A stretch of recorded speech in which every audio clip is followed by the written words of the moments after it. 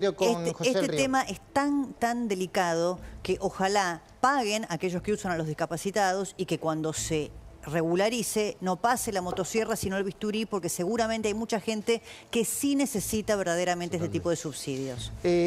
José del Río es director de contenido de La Nación. Este disparador nos va a acompañar para empezar a conversar con él sobre los temas que nos importan. La motosierra es lo que ha permitido sacar a 10 millones de personas de la pobreza. ¿El ajuste? No, ¿qué ajuste? Es todo lo contrario. Es el ajuste del Estado.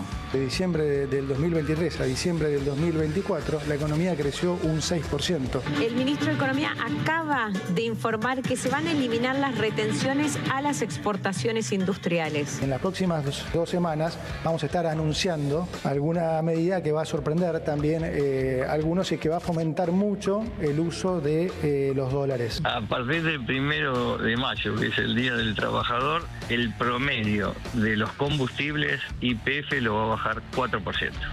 Baja la nafta en mayo. ¿Sabías? ¿Baja o sube? Baja.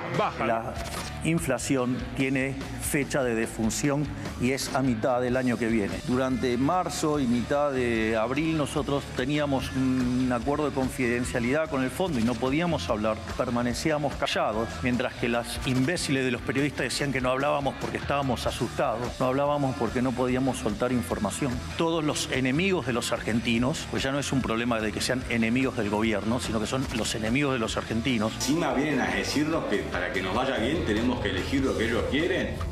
El fondo dice cómo tenés que manejar tu economía, cuáles son los sectores que debes favorecer de tu economía. Y encima te dice a quién votar también. Los argentinos y argentinas quieren crecer y también afrontar las deudas, aunque algunas, y mucho más este último, pero esto ya adquieren algún carácter de ilegitimidad e ilegalidad. Todos los que hicieron acuerdos con el fondo, sin esa restricción y que se quejaron del modo de la masterclass que le metimos a la política y que les duele, porque todos esperaban que no lo pudiéramos pasar por el Congreso, empezaron a llorar como siempre los ñoños republicanos. No me importan sus sentimientos, yo juego dentro de la ley, soy bilardista y dentro de la cancha vale todo.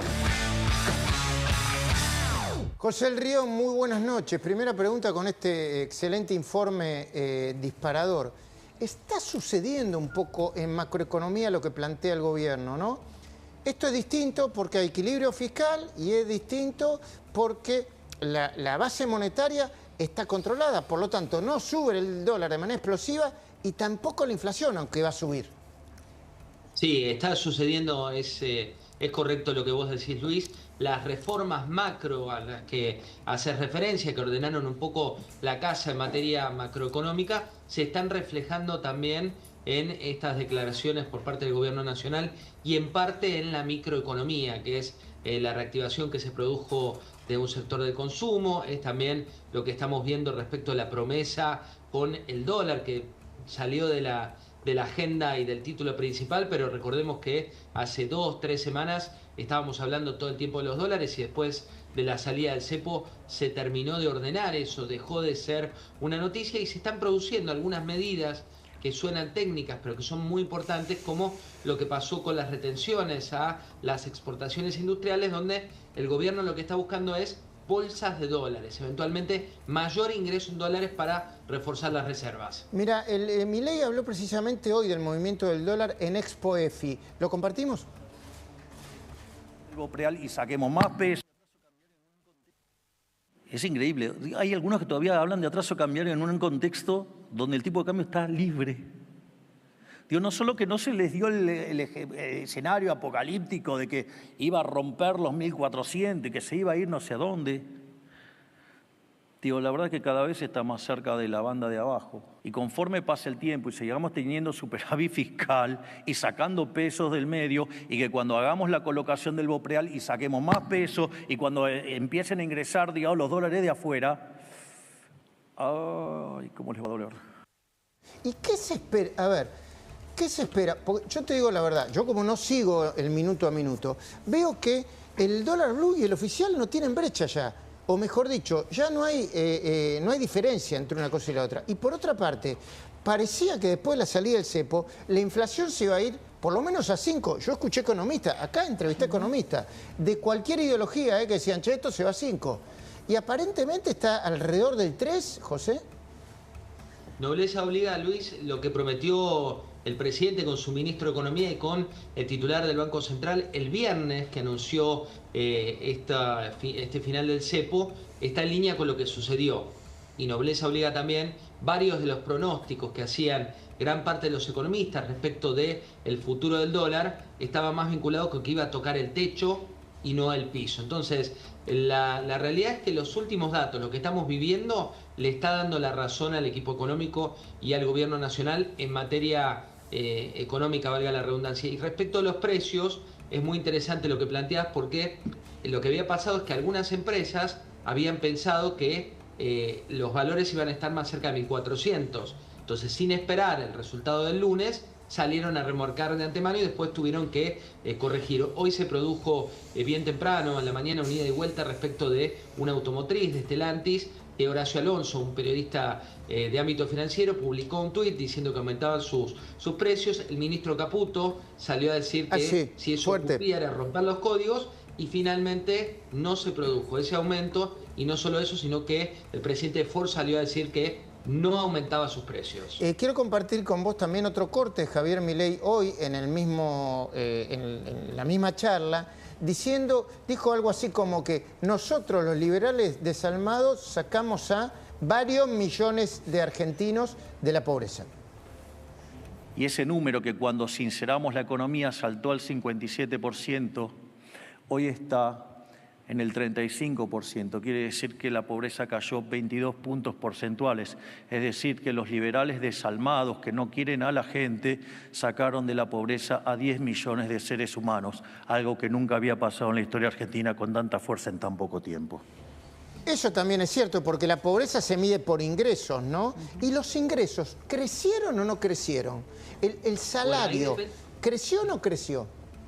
Depende en cuál de las ligas juegues. Digo, si jugás en la liga del asalariado en blanco, que es cerca del 45%, entre 45% y 50% de la población, los ingresos en promedio, mucha gente cuando hablamos de esto se enoja, pero siempre que hablamos de estas cifras hablas en promedio, aumentaron por encima de la inflación.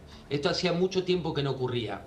Los que son asalariados en negro, que es fuera del sistema, en lo que tiene que ver más con changas y con ese tipo de empleo, tuvo una reactivación en el último tiempo. Donde se perdió, Luis, el valor y el poder adquisitivo es en el asalariado del sector público. Tenés un costado que es el de la motosierra del sector público, que puede ser virtuoso en cierta medida, y otro que es, para poner una lupa, que es docentes son empleados públicos, médicos de hospitales son empleados públicos. Entonces, ese segmento perdió mucho poder adquisitivo. Diana, vos sos economista, ¿no? ¿El rumbo económico y algunos de los frutos del rumbo económico se están viendo? Claro que sí, y nosotros lo acompañamos, y no solamente lo acompañamos, sino que estuvimos poniendo el cuerpo en decisiones que fueron difíciles, que hoy están rindiendo sus frutos, como por ejemplo la baja de inflación, que fue también, vale decirlo, de la ley base tuvimos que subir el impuesto a la ganancia, tuvimos que hacer cosas que fueron muy incómodas, y ahí estuvimos. Por eso quiero resaltar la importancia de que haya personas y haya una coalición, digamos, los que somos en contra del déficit, porque está la coalición del déficit y la coalición que está en contra del déficit, que esa coalición se tiene que mantener muy fuerte, y ahí es importante, digamos, que haya gente con convicciones, que no salte cuando las encuestas dan mal y que estén bancando cuando haya que bancar, porque el camino a la normalidad es sinuoso. Puede haber que un mes la inflación suba tal vez. Entonces, si la encuesta ahí te va a dar mal y todos se van a fugar de vuelta, ahí tenés un problema. Entonces, tenemos que estar bancando este cambio que está dando sus frutos. Un último corte, Milei, me dijiste, ¿no, Lula? Para compartir con José del Río y la mesa. Dale. Los enemigos, dale. Empezaron todos los agoreros de que el tipo de cambio atrasado y que esto tenía que volar por las nubes y toda esa montaña de estupideces. Durante marzo y mitad de abril nosotros teníamos un acuerdo de confidencialidad con el fondo y no podíamos hablar. Y mientras que nosotros permanecíamos callados, mientras que las imbéciles de los periodistas decían que no hablábamos porque estábamos asustados, no hablábamos porque no podíamos soltar información. Y eso, digamos, todos los enemigos de los argentinos, pues ya no es un problema de que sean enemigos del gobierno, sino que son los enemigos de los argentinos. Ahí está. ¿Hay algo de estrategia en el discurso de Milei de tanto pegarle a los economistas, a algunos periodistas, José? Sí, yo lamento las agresiones. Para mí le restan los méritos que tienen en materia económica, que son realmente muchos, y es una pena que sea así como lo encare. Pero bueno, lo concreto, Luis, respecto al atraso cambiario, es que el prisma con el cual el gobierno ve la economía, lo que dicen es, tenemos un prisma viejo, algunos, y los economistas principalmente, que creen que la competitividad está dada por la relación entre el peso y el dólar. ¿Cuánto vale el peso y el dólar? Lo que dice es, tienen que mirar hacia atrás lo que es la competitividad, tienen que mirar que sus empresas sean productivas y tienen que mirar hacia adelante, que es que haya demanda para los productos que hacen. No como era antes, Luis, donde las empresas trabajaban para el interventor, para que les habilite las IRA, las dejáis y demás. José, gracias por quedarte, te quedaste un rato más. Yo te pregunto, como te preguntaba hace tiempo, cuando salías a esta hora, la tapa del diario de mañana, ¿qué tiene? No, falta un rato largo. Falta un rato, ¿no? Todavía no cerró. Porque no hay tapa de mañana, claro. Porque mañana es 1 de mayo. Claro, el Día del Trabajador. No, pero hoy es el Día del Vago, ¿eh? Hoy instauramos el Día del Vago en el arranque nosotros, ¿eh? Sí. Bueno, querido José. En la oficina todo por Luis Majul, porque hoy es el único día que te podés ir temprano. Sí. Pero bueno, usted lo merece, estimado amigo. Gracias, querido José. Te mando un abrazo grande. Abrazo grandote. Ya llegó el Pelado Trebú. Pelado querido, te saludo y enseguida voy con vos, ¿sí?